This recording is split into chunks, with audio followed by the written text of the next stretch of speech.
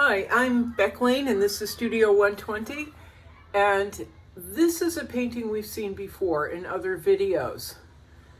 And I thought it was kind of sort of done, but it wasn't very good. Wait a minute, I gotta go grab some mineral spirits. It was okay. It conveyed a feeling, the energy, emotion I was looking for. However, it didn't really have the multi-levels of depth I really wanted. So I'm not one that normally works with a palette knife. However, I did start taking a really good look at this and playing with these little palette knives that have just literally been sitting in a jar for a couple of years. I'm gonna go grab some more paint. And what I decided to do was really give this a three-dimensional feel. And I don't know how much you can pick up. Where am I painting? I'm way up here. I don't know how much we can pick up in the video, but I really have gobs of paint, really thick gobs of paint. Oh, gonna go grab some more. So that when we're standing away from the painting, everything feels brighter and it has more of an impact. And then we get up close and we find out why. These are really, this has been really fun because I'm not just adding paint, but I'm also taking paint away as I just did. So I'm getting some really interesting lines. And one of my favorite things to do is to remove paint. Here, I'm going to add some here. Get that off the brush.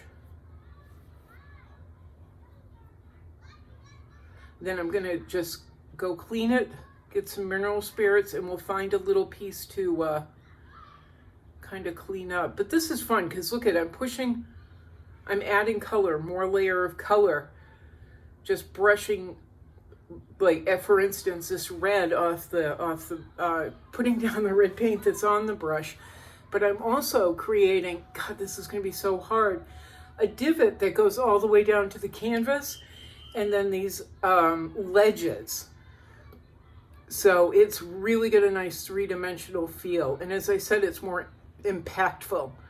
But I don't really like the not uncontrolled, but some of the messiness that the palette forces the paint into, because what it's doing is it's spilling over. Let me see. Nope, you can't see that point, so we won't fix that. What can we fix? We'll come up in here. Let me go get some mineral spirits. I'll be right back. Because I don't want to just throw paint down and then have it sit there. So cleaned up that edge a little bit. That's just a big goop. Clean that off. This is a big goop, but we can stretch it a little bit.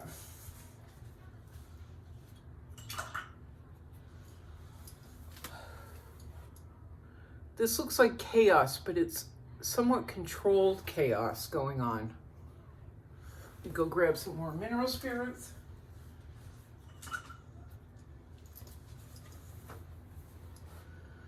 See, can you see? Right over here, these two brush strokes or palette strokes of orange have met, and they've met in the middle, but I've got big smudge there. So I'm just gonna try and remove it. Be right back.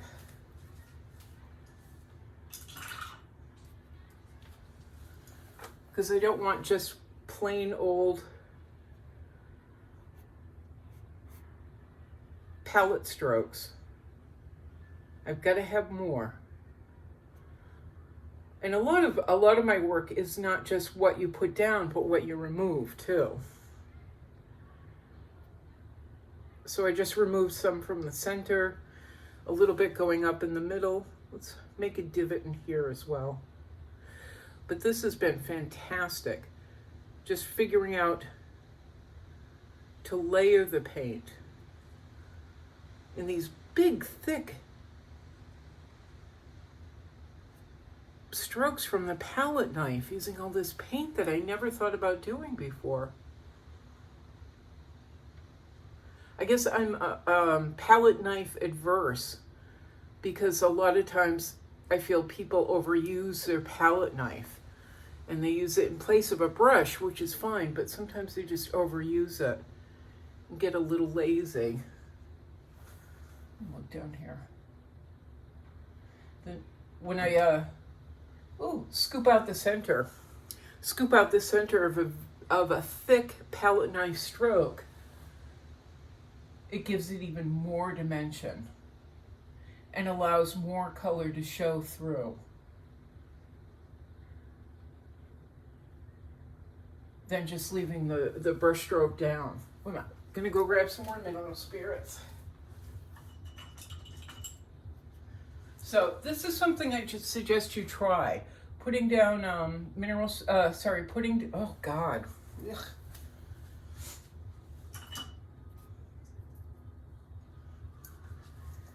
Not only putting down, there we go.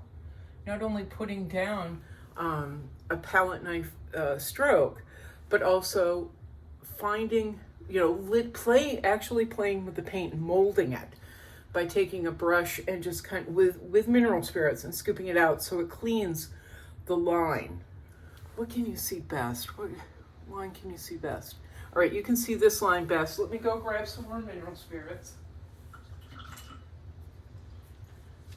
Because you can see this one and how it's raised. The light is bouncing off of it, which is something I love to play with. I love playing with light. But I'm just going to scoop a little bit of it up, push it away.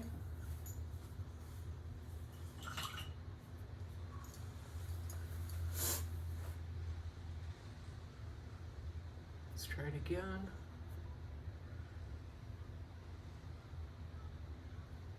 I like raw, but I don't want it to be uncontrolled raw or line without purpose.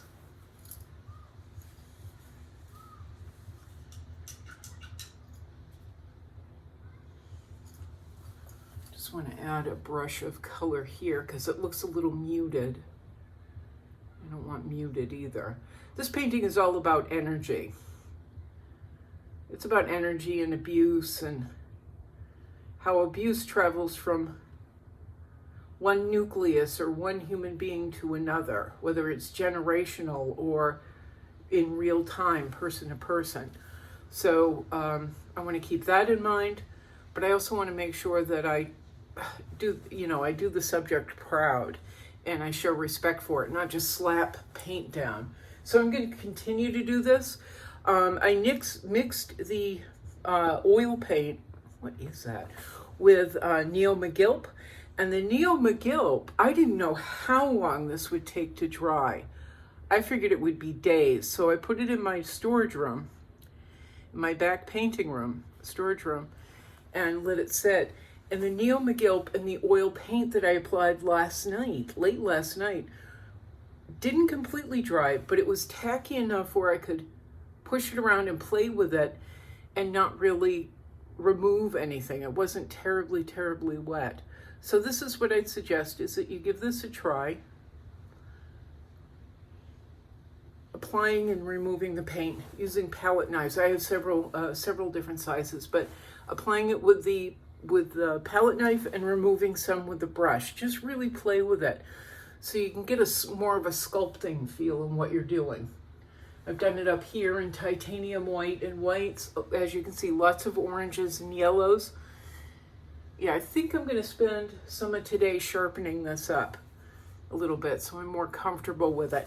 Anyway, that's it. Ciao for now. If you'd like to help support Studio 120, the links are all down below. Don't forget to like and subscribe. Ooh, that's so much prettier. All right, don't forget to like and subscribe. I'm Beck Lane. This is Studio 120. Ciao. Ready, Carrie? Here we go. Carrie in Australia. Ready? Here we go. Meow, meow, meow.